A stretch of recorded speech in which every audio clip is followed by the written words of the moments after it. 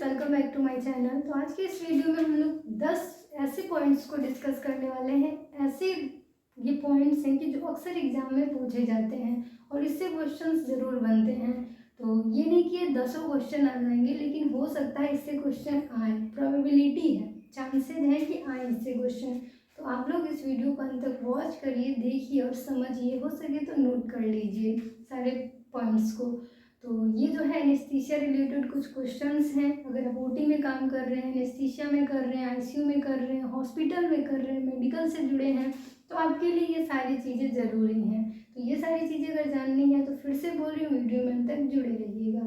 तो सबसे पहले है कि लैरिंग्स, ऑर्गन ऑफ वॉइस क्या है? तो लैरिंग्स है, यानी हम लोग बोलते हैं, तो बोलने के लिए कौन सा ऑर्गन रिस्पॉन्सिबल है? तो वो हमारा है लैरिंग्स। इसे हम लोग वॉइस बॉक्स के नाम से भी जानते हैं। क्या? तो वॉइस बॉक्स के नाम से भी जानते हैं। नेक्स्ट हमारे glottis and subglottis are narrowest part in adults and children respectively, यानी ग्लॉटिस और सब ग्लॉटिस। आपने अगर रेस्पिरेटरी सिस्टम के पार्ट पढ़े होंगे तो अपर रेस्पिरेटरी ट्रैक में, अपर और लोअर, ठीक। तो अपर जो रेस्पिरेटरी ट्रैक है उसमें आपका क्या होता है? ग्लॉटिस और एपिग्लॉटिस होता है, ठीक है।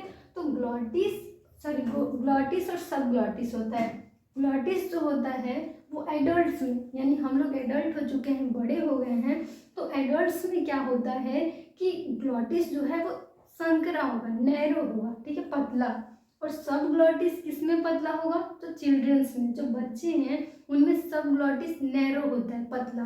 तो ये क्वेश्चन आ सकता है कि ग्लॉटिस चिल्ड्रन में नैरो होता है या एडल्ट्स में? तो एडल्ट्स में। और सब ग्लॉटिस किस में नैरो होता है? तो हमारा चिल्ड्रन में। तो ये आपको क्लियर हो गया। थर्ड क्वेश्चन हमारा है normal respiration maintained by medulla. तो रेस्पिरेशन किसके द्वारा मेंटेन किया जाता है? तो हमारे ब्रेन में क्या होता है? ब्रेन सेंटर्स होते हैं। आपने fore brain, mid brain, hind brain पढ़ा होगा, तो उसमें आपने पोन्स, मेडुला वगैरह पढ़ा होगा। तो ये जो मेडुला है वो रेस्पिरेशन के लिए रिस्पॉन्सिबल होता है, ठीक। नेक्स्ट क्वेश्चन है most important muscle of inspiration is. आप सांस लेते हैं तो क्या है? तो आप सांस लेते हैं, सांस लिए, सांस छोड़े, सांस लेने की जो प्रक्रिया है वो क्या है? इंस्पिरेशन, उसे इनहेलेशन भी कहते हैं। और सांस छोड़ने की प्रक्रिया उसे कहते हैं एक्सपीरेशन या exhalation.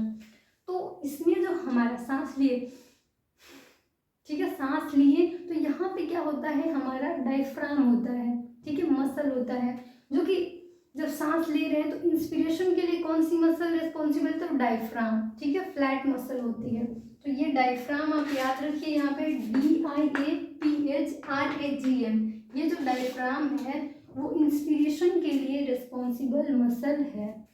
Next, length of the trachea.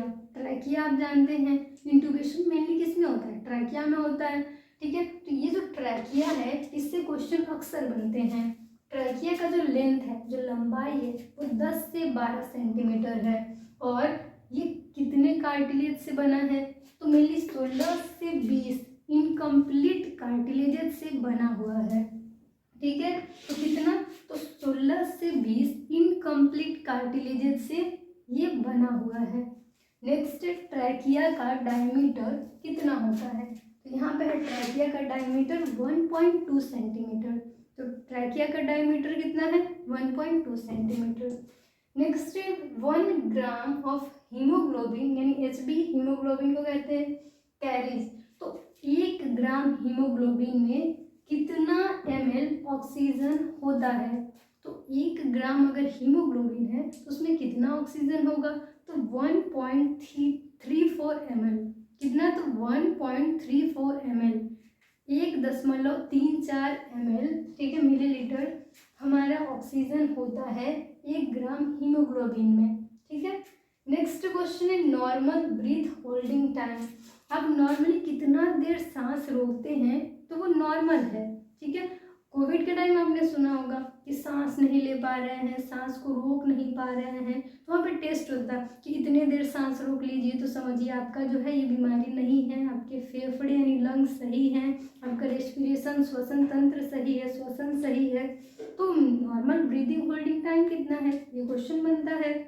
तो आपका 25 सेकेंड, कितना, तो 25 सेकेंड से ज़्यादा अगर आप सांस रोक पाते हैं, ब्रीथ को अपने होल्ड कर पाते हैं, तो वो आपका नॉर्मल ब्रीथिंग होल्डिंग टाइम है।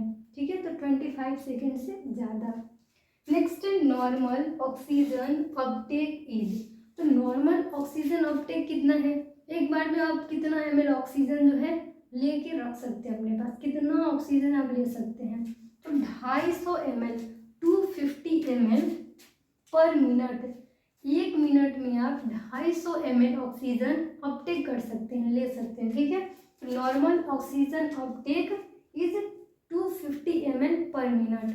तो ये सारे जो क्वेश्चंस हैं 10 वो कभी ना कभी तो एग्जाम में पूछे ही जाते हैं, और अगर आप प्रीवियस ईयर क्वेश्चन पेपर देख लें तो आपको 1-2 क्वेश्चन इसमें से मिल जाएंगे। तो ये 10 क्वेश्चन आप नोट कर लीजिए, याद कर लीजिए। एनेस्थीसिया के अजय यादव के बुक से ये सारे क्वेश्चंस मैंने जो है नोट कर रखे हैं, तो आप भी उस बुक को अच्छे से पढ़ सकते हैं, और कमेंट सेक्शन में कमेंट कर सकते हैं कि आपको कौन सा चैप्टर पढ़ना है, कौन सा टॉपिक पढ़ना है। तो इस तरीके से इस वीडियो को यहीं पेंड करते हैं। Thank you for watching my video. अगर आप चैनल में नए हैं तो अभी चैनल को सब्सक्राइब कर लीजिए और बेल आइकन को प्रेस कर लीजिए, ताकि आपको सारे लेटेस्ट वीडियो के अपडेट्स मिलती रहें। तो मिलते हैं नेक्स्ट वीडियो में नए टॉपिक के साथ, और कमेंट करना और फीडबैक देना मत भूलिए। बाय।